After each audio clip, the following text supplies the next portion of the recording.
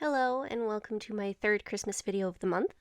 I have two other Christmas related videos up on my channel, and if you want to see how I made those, I will link them down below.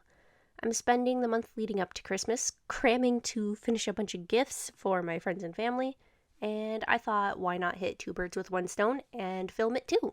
Well, little did I know it would make editing my own personal hell. It's been just about impossible to film without getting my face in the way because I have this horrible habit of leaning over and getting too close to my work, to the point where there's definitely not enough room between myself and the art for a camera to exist. I'm trying to get better, I swear. I was deep in the flow and completely forgot I was even filming, and I would say I edited out every time my face came into frame, but if I did that, then there would only be about 2 minutes of footage, and that won't do. I'm aiming for a minimum of 10 to 12 minutes per video, but that's mostly because that's about how long I can talk for before my voice craps out on me. I don't talk much, and my voice falls into a vocal fry from disuse very easily. That being said, some of these painting sessions are really long, so I might just allow some music montages in between the audio so that I don't have to edit out so much. It's really hard to pick what clips I want to keep or delete sometimes. Anyway, onto the art itself.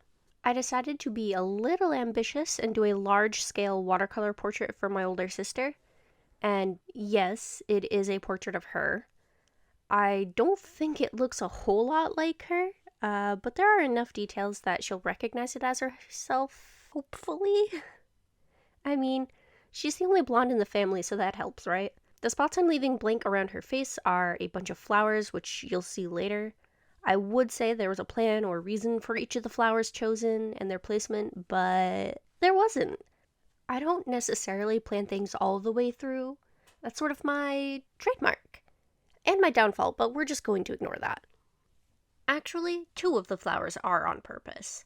I did one sweet pea and one morning glory. The rest are just flowers that I thought were nice or would look nice together because I wanted that wildflower sort of feel to it, and because a regular portrait is both boring and intimidating. So sweet peas are her favorite, or at least were, I'm not sure about now, and the morning glories are her birth month flower. Looking back on it, I think I could have added more flowers because I don't think it's as detailed as I would have liked, but at the same time, even this much was frustrating, so I'll take it for what it is. After a quick light purple wash for the background, I started shading the face with a blue undertone in the darker corners. Then I covered that with the base skin tone and built it up from there. I may or may not have gotten lost in some of the darker details, though I think for the most part I did a pretty good job, all things considered. The nose was an ordeal, but I made it through. Painting skin in general is just super interesting to me because there are a lot of complicated colors at play, more than just like peaches and browns. There are like blues and pinks and purples, and I mean a lot of detail that I knew I wasn't going to get exact because watercolors? And my skill level definitely isn't there yet, but I at least played with the blue base and went from there.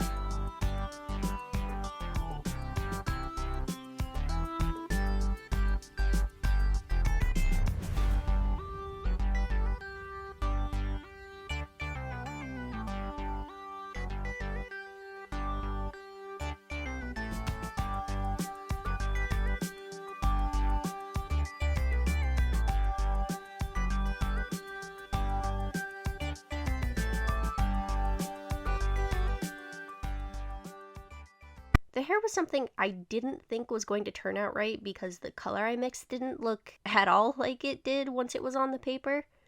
I didn't quite have the right blonde shade, at least not right out the bat, so I did have to mix some weird colors. I don't remember which ones though, but it worked out surprisingly well. I layered the hair on quite a bit, I think at least like 5 layers, and honestly, it was the most relaxed I had been during the entire piece. It was really nice to just slowly add in the strands and shadows under the flowers and behind her shoulder especially. Now the eyes were scary as hell. They're easy to mess up and necessitate a lot of detail to look decent. So, needless to say, you're going to see a lot of me in frame because I was really zeroing in on them. I started with a Payne's Gray and then added some blue left over from the mixture I used for her skin's undertones.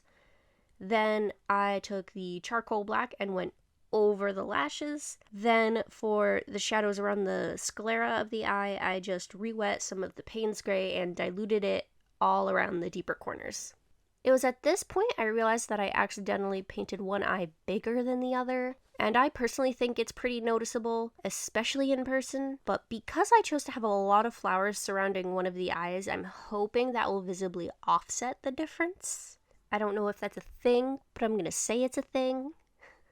It's actually sort of funny how long it took before I realized that I also forgot the eyebrows. I promise they get fixed up soon. On to the flowers. I started with the rose at the bottom of the page, which was just layer by layer of the same pink color. It has a long name that starts with Q, quindocrine? I know I'm not saying it right because I don't have the word in front of me, but that word. I wasn't trying to go super realistic. I wanted the flowers to have a more cartoonish quality to them, mostly because if I tried to do super realism for the whole piece, I'd probably go mad. I'm not that skilled yet. Especially not with watercolor.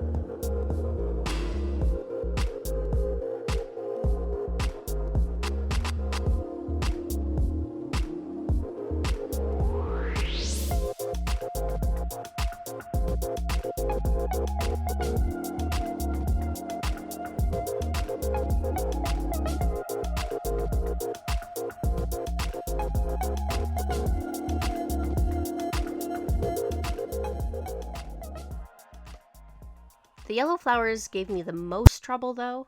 I'm not sure why I made them yellow to begin with, but I was trying to have a variety of colors in the flowers, so I guess the yellow makes sense, except I started off by using the wrong yellow, and it was a little too close to her skin tone, and getting shades and definition with yellow is really difficult, especially with a transparent medium. So I tried adding red to the center, which sort of looked alright, until it dried. Then they sort of just looked like popped pimples. I'm sorry for the gross imagery, but that's just what it looked like. I moved on from them to finish the other flowers in the hopes that these little yellow guys would blend in with the rest, adding some purple and lighter red to the rest. Then I switched to acrylic and put white on these small clumps of flowers I had under her eyes, and I thought I had drawn them elsewhere, but I guess not. They're meant to be yarrow flowers because I really like them, but I guess they could be baby's breath, and I think I'll go with baby's breath because that sounds nicer. Again, no real symbolism behind the flower choices. In the end, I also took out some yellow and yellow ochre from my acrylic set and fixed the yellow flowers that way, and accidentally added too bright red in the center. So I dimmed that with some white and yellow and called it good before I could get too upset about it. And as almost the last step, I filled in the eyebrows with acrylic too. I kept the paint layer pretty thin so that it wouldn't stand out against the rest of the watercolors, at least not too badly. As the actual last step, I took a gold shimmer watercolor, thinned it out, and spread a thin layer of that wherever skin was showing to provide some visual interest. It's sort of hard to see on camera and a little difficult to see in person, but if you tilt it like this way and that, you can see it.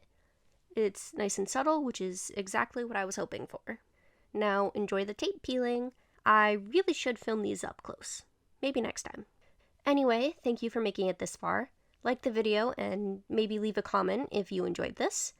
And subscribe if you want to see more content from me. I promise they're not all speed paints with a weird angle and a funky webcam. Some of them look at least half decent. Anyway, have a good day, and I hope to see you in the next one. Bye-bye.